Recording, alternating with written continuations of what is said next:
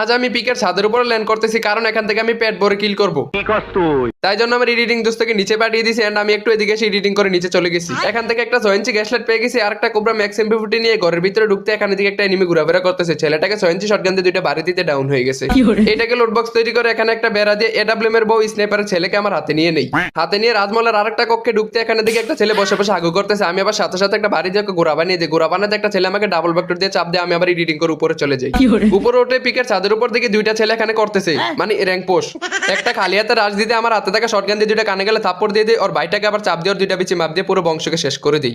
দাঁড়ান তা আবারও কারো আছে নিয়ে যাই। আমি এই ওয়ালের উপর বসে থাকতে এখানে দিকে একটা ছেলে বাজার করতে চলে আসে। স্ন্যাপার দিয়ে স্কুপ করে মাথা বাড়িয়ে দিয়ে লোডিং নীতি নীতি ডাউনলোড হয়ে যায়। 1 বছর পর দোকান থেকে আমি একটা টাইম টেবিলের মেশিন কিনে আনি এবং টাইম টেবিল করে পিকের একেবারে উঁচু স্থান উঠে যাই। আমার থেকে 200 কিলোমিটার দূরে একটা ছেলে গাছের পিছনে বসে বসে মরতেছিল বাট আমি ওকে মরতে দেই নাই।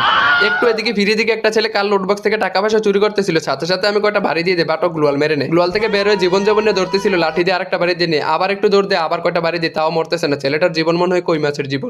ছেলেটাকে শেষমেশ মারার জন্য একটা গোড়ার ডিম ছড়ে মারে এবং এটা গিয়ে ওকে মেরে দেবে। এত চেষ্টার পরও মারতে পারলাম না কিন্তু শেষে লাঠি দিয়ে একটা বাড়ি দিতে কই মাছের জীবন শেষ হয়ে যায়।